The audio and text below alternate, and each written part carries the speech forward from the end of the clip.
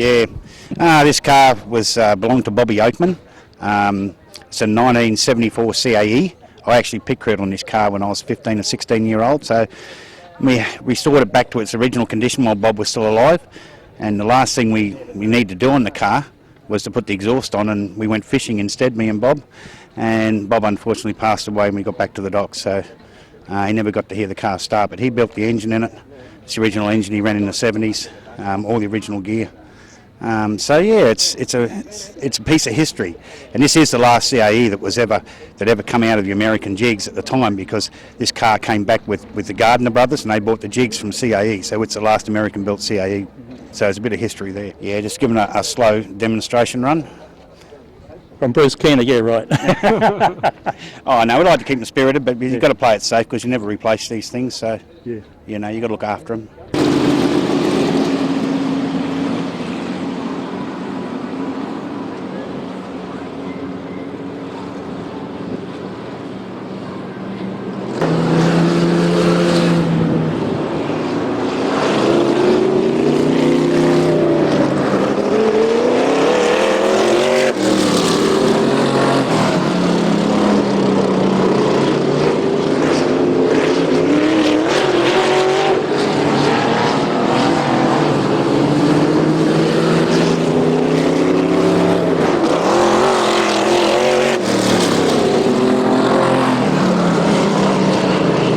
Yeah, I think it's the first time this afternoon, the number 5, metallic red, looks pretty schmicky, making its way out of turn 4.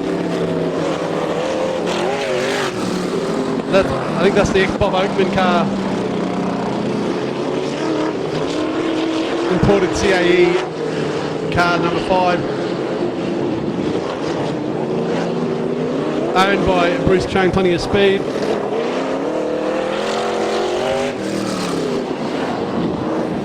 And it looks like we've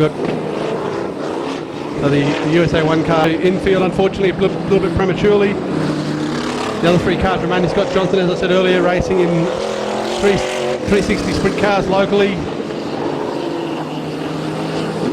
as well as having this classic car, of course, as well, 1990s model. And of course, the number 5 car, the ex-Bob Oakman car, dates back to 1974, so certainly plenty of miles, plenty of history behind that car as well, and certainly showing plenty of pace out on the track for the first time in Savo. The car's now heading off. Johnson and Keener will make their way around.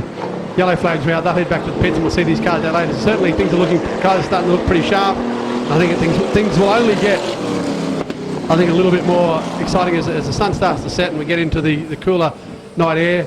Plenty of action going to happen out there on the track as these guys continue their demonstrations throughout the afternoon into the evening. And of course, low underneath the main top wing, and of course no front wing on the number 5, so pre-front wing, the number 5 car, just running with the top wing, and certainly much smaller than the cars run today, and the number 76 behind them also, you see, with a much smaller top wing.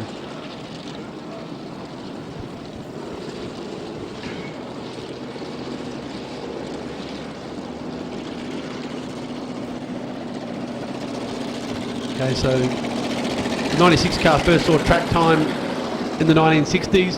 It was still running in 1974 when Jimmy Sills ran the car with USA 3 on it in 1974.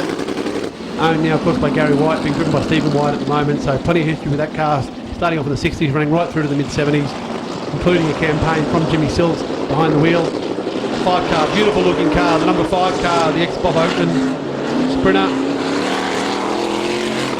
CAE sprint car, American technology, Bruce Keener and Wayne Harrison Watt, the drivers in that one, and then of course the 76, the Brisbane Foundry, also from the Gary White stable, driven tonight by Jeff White and Donna Ryan, 350. So in the 76 car they're just going down the back straight, 350 fuel injected Chevy engine, raced up in Cairns by Scott Davis many years ago, and one of a fleet of cars in the Brisbane Foundry squad tonight, and at various vintage and nostalgia events throughout the course of the season.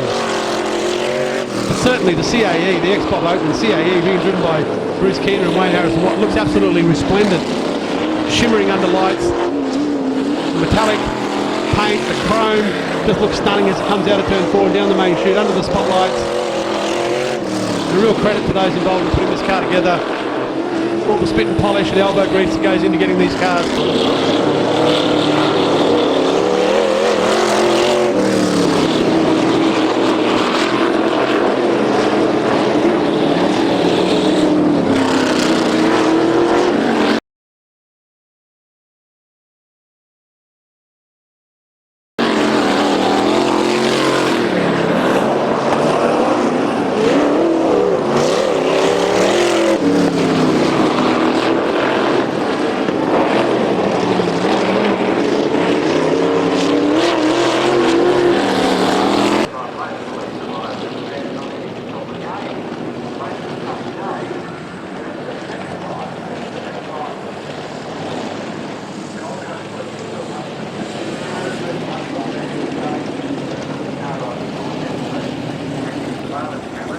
Let's get the 5 car fired up. Looks like it's done so now. He's ready to go.